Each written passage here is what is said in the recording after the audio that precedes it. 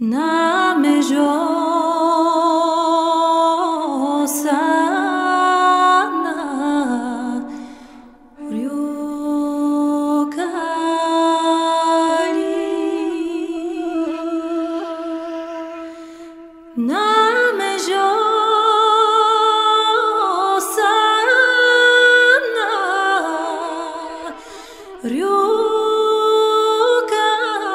ryukali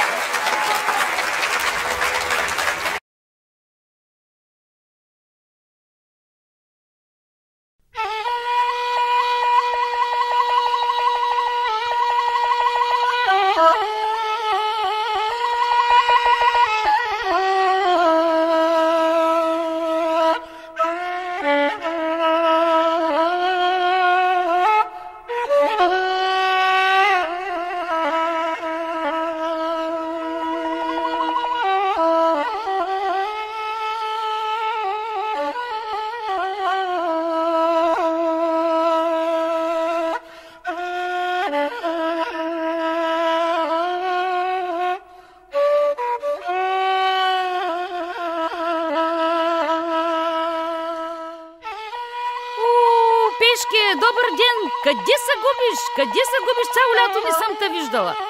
Остави се, сестра, да му се не види и лятото, и проклетията. Отпусти гости, очите си не можах да отворя. И ти ли кът мен горкат? Гости си посрещала. Да почна да ти разправим Тодорице, то край няма да има. Да ни дава Господ никому такова нещо. Мария, аз хубаво виках едно време на нащение, кога беше помощник кмет. Ти дома му си се заловил да обявиш нашия град за курортен, ама прави си сметката. Родът ти голям из цяла България. Ще почна се точат всяка година гости. Няма бял ден да видим и те излези. Домъкна са сестра му от Пловдив с 3 деца и си кървей. И так му си мислех, че той ще е сестро. И са домъкна братовчетка му, парясницата от София. И ни иди сама ми другарка си води. За общество кая водила. Ами аз, Мари сестро, родна сестра, деца казва на мъжа ми. И пак до гуша ми дойде. Ви каза, како сте бездетните, реках да доведа децата да ви развеселят къщата. Да им се не видят и децата и мярата. Бива пешо. Ама то раждало, че ни помислило. 5 хайдутина ми доведе. И пак в положение, че като почнаха да се катерят, ма по праскови, ма по сливи, па по круши, то ни остана място непретършувано. Една саксийка имах с бяла ножката. Отскубнали от корен. Главата им да отскубне Господ.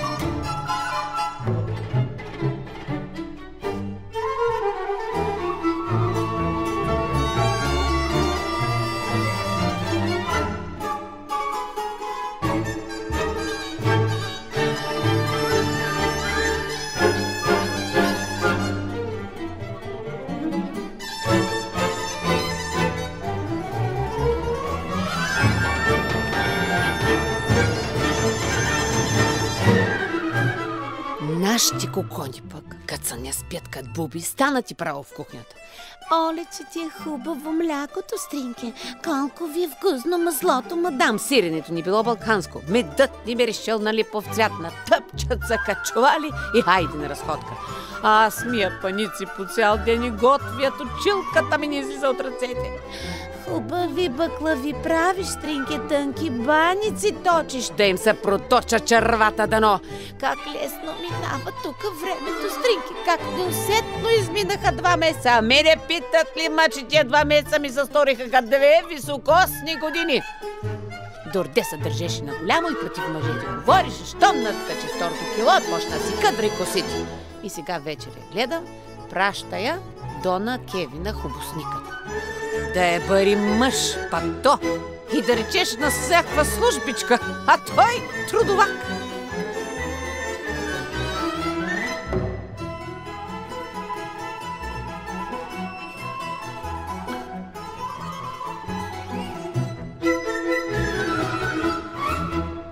Онзи ден бях прецедила доматен сок качето. Щях да го сваря за зимата. А те просеците им медни да вземат да потопят котката вътре, да станела червена. Носовете им да почервенеят дано. 3 кафени чаши ми щупиха сестрица и 2 чини. Най-ми и жал за чинията, от сватбата ни беше останала. Завчера в неделя връщам се от черква и какво мисля, заварвам 2 биладжийки, окъпали кучето в коритото на чешмата, свалили го и го чешат с белия ми гребен клакалиня, дето си го купих от търговишкия панаир преди време, а най-малкото пак да вземе своите с хубосници, с другари. наерели кълбетата с цепените парцали, дето ги бях приготвила за черги. Разбили ги, изкачили ги по дървета и по зьо, и с тях се направили градинско увеселение, като ма блъсна и на глава. До вечерта не съм станала, сестро. И сега както се седя в кухнята, как ми се разигра и нервът, не знам ко върша.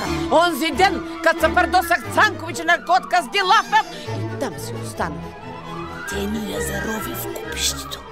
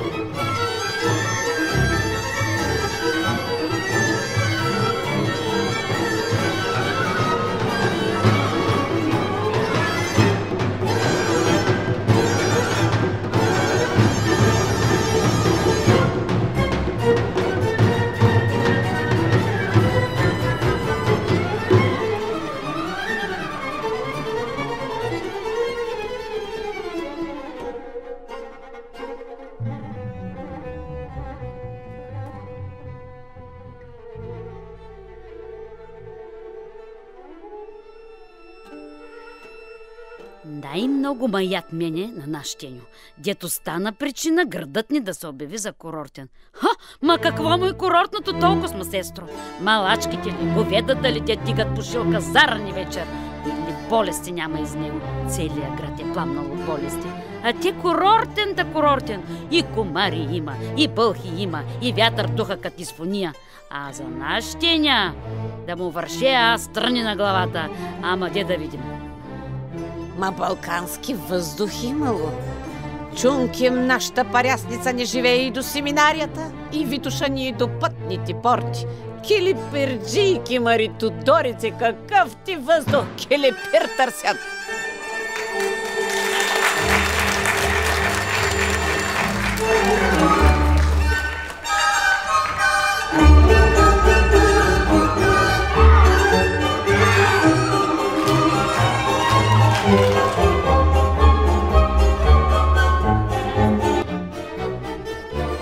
Те, ама да има да вземат вече. Вземаме си кубарите и право от тях на гости. Да се пукнем от горещини и тесноти, цяло лято там ще седим. Да ги науча аз тях как се чеше куче с кокален гребен и как се боядисва котка с доматен сок.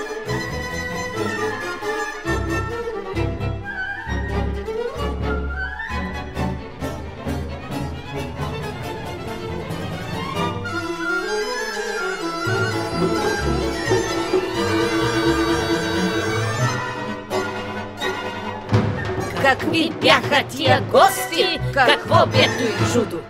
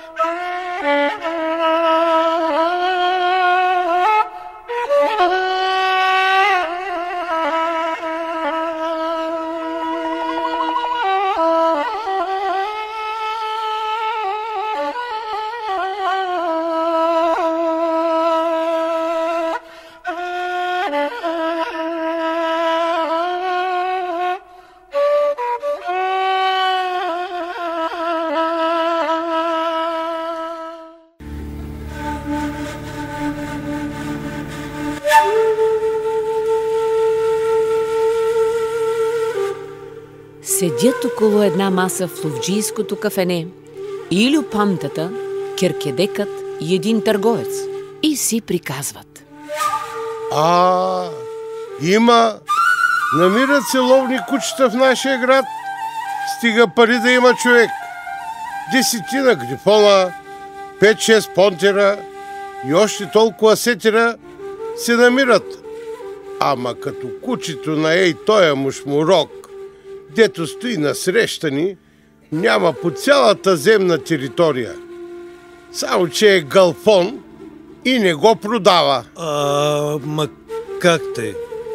Таквозина.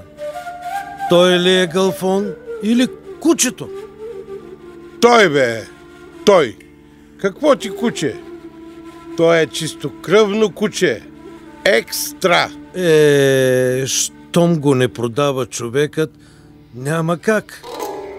Абе не го продава, ама хем е куци невалиден, хем и слон не вижда вече от 100 крачки, ама нали му е корава бъклицата, държи го и не го продава. Пантата, за когото се отнасяха тия топли и сърдечни думи, навил глава, чисти си часовника с сламка от метлата и се прави на 3:30. Че защо тогава? Като телесното ви здраве е таквозина, продайте го на мене. Ако пак някога ви прогледнат очите, в последствие, значи пак ще си купите. Свидно ми е, господине, мило ми е да отгледаш такава стока и когато е в младостта си, в силите си, да вземеш, че да я продадеш. То не е куче като кучеки. Да ти каже, той е хубосник, макар и да е свършил 4-ти клас. Не е ли по-умно от него? Не ми е за продан, свидно ми е.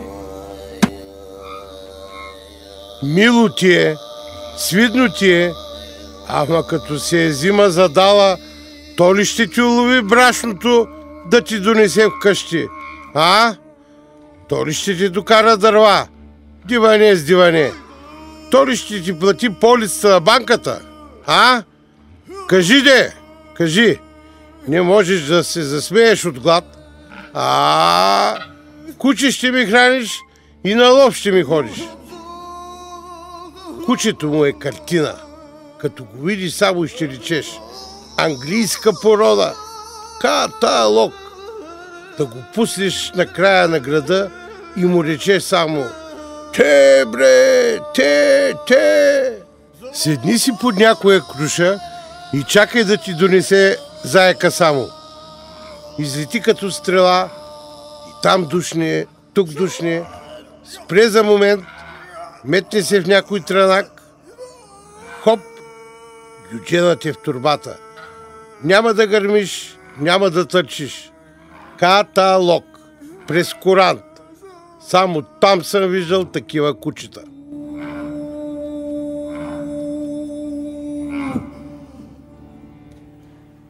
И Брям кафеджията се приближи да пребере чашите от масата и добави: Бо, köpek, altın gibi çorbacı, barut gibi ballah.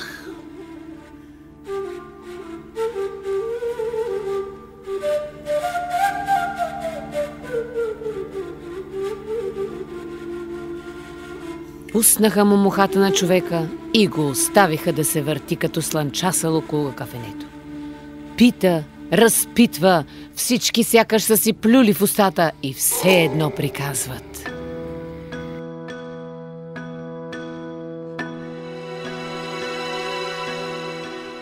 Какво е кучето? Що е? Няма да приказвам. Само едно ще ви реча. За такава стока, колкото и пари да дадеш, все са малко. Това мога да ви кажа и повече нищо.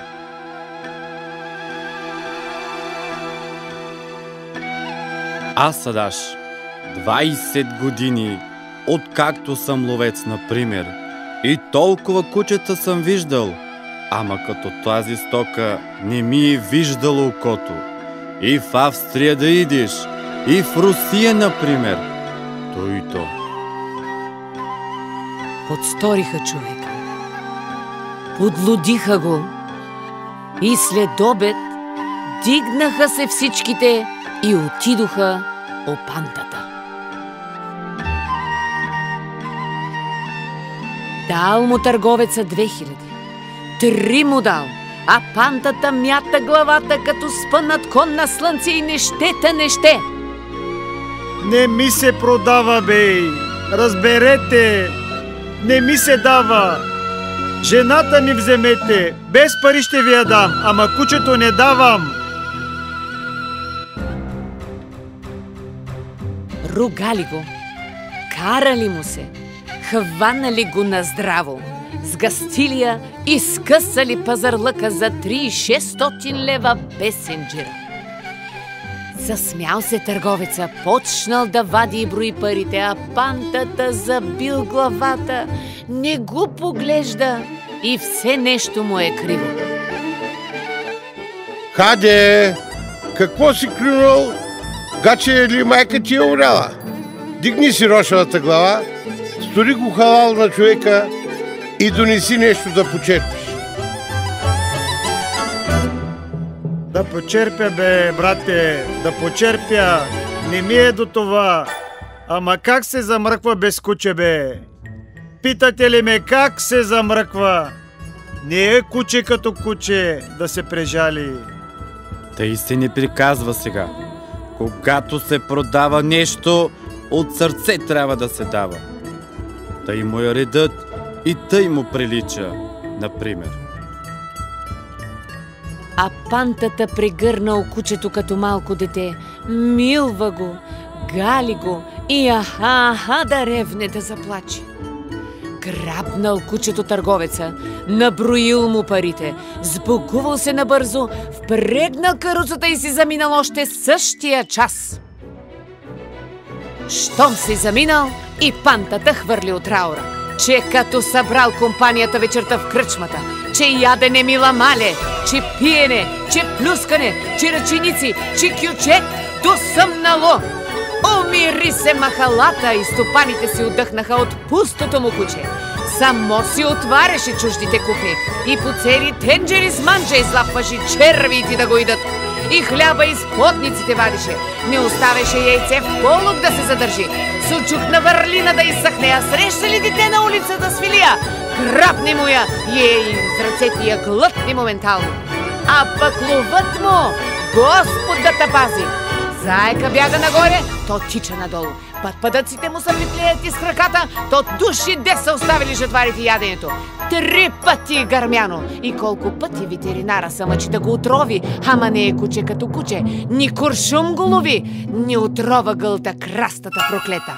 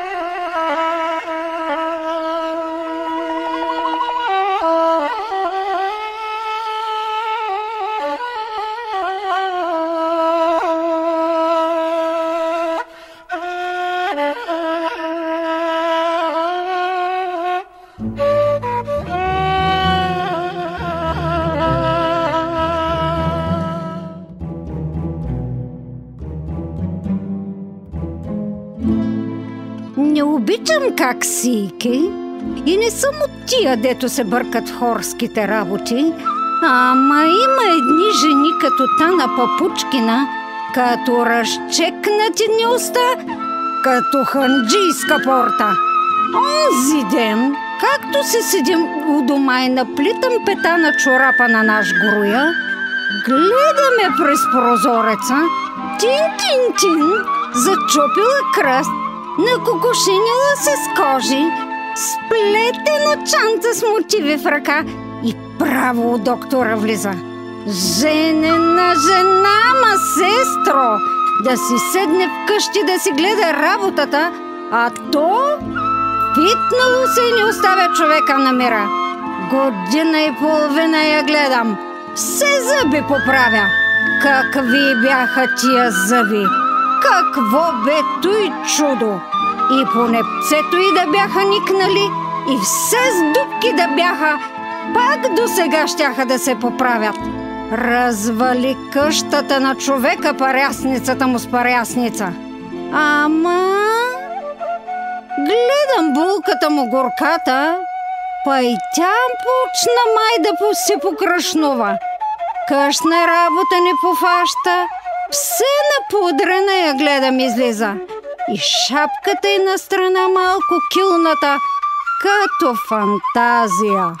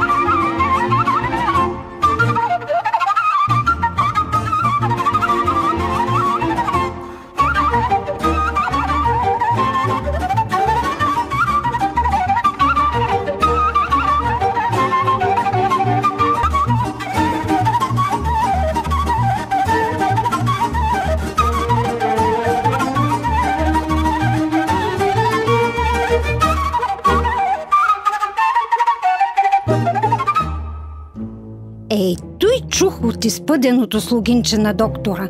Разправило и на Бона Кевина, пък тя казала на наша Кица Съпчовата. Ама, не съм от тях как сийке и не ми е работа да се меся в хорските маскарлъци. Наш грою тъй дома, във всяка къща и наредба. Всяка коза за свой крак. Ох, каквото такова! Тяхна работа. Да си мълчи човек и да се не смразява с хората. Тъй си зная аз.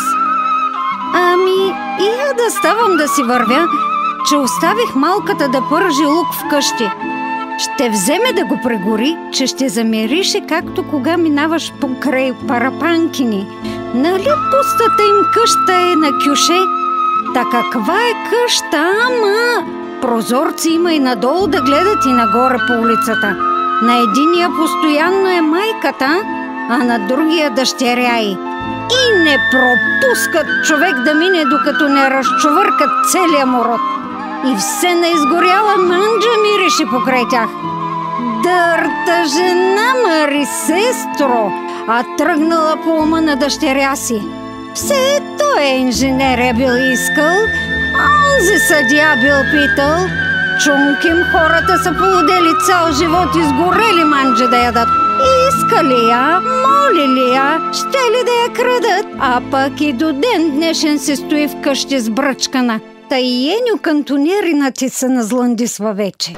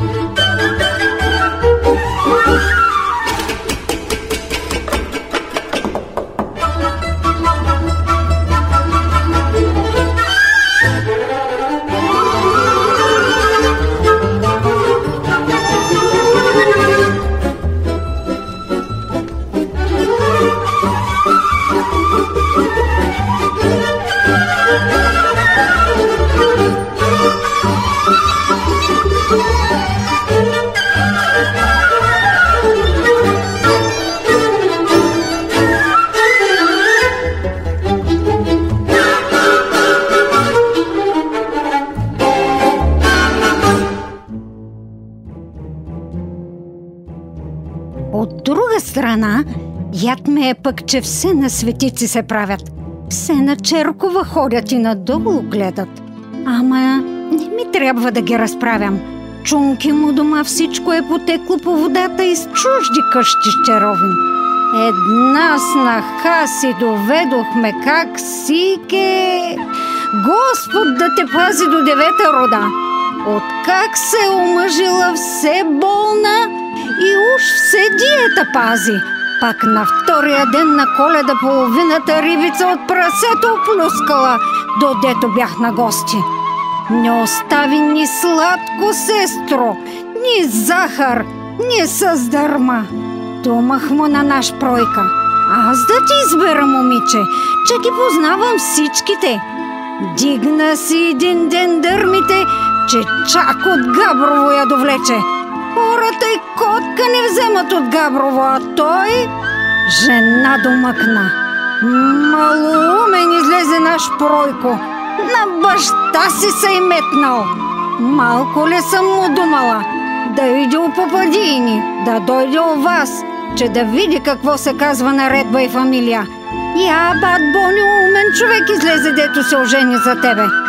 Малко са ти били редки зъбите и понакуцнуваш, ама няма да маршируваш из кухнята я. Гледаш си къщата хубавичко и децата ти подредени, и бат Боню всяка събота спра на риза. То у нас разхвърляно, мръсно, една галимация. Да започна да ти разправям как сике. Ами не ми е по характера. И не съм от тях.